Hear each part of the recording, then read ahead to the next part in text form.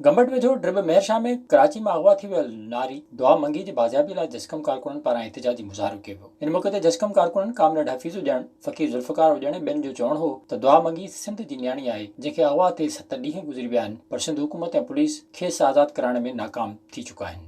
हुकूमत टाल मटोल करे रही आहे। असां हुकूमत सिंध को पुरज़ोर मुतालबो था कयूं त सिंध जी न्याणी दुआ मंगीअ खे बाज़ियाब कराए इन सिंधी माण्हू में बेचैनी ख़तमु कई वञे। जिते विक विक ते CCTV कैमराऊं पिणु लॻल आहिनि, जिते उनखे हथियारनि जे ज़ोर ते जेको आहे सो अगवा कयो आहे, पर सिंध हुकूमत ऐं सिंध पुलिस मुकमिल तौर ते दुआ मंगीअ खे बाज़ियाब कराइण में नाकाम थी चुकी आहे। हर रोज़ न्याणियुनि सां तज़ीज़ कई पई वञे, उनखे हरासमेंट कयो थो वञे।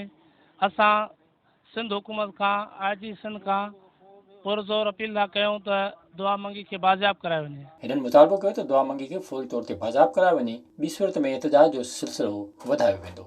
विज़िट कयो अवामी आवाज़ मीडिया ग्रुप जी वेबसाइट awamiawaz.pk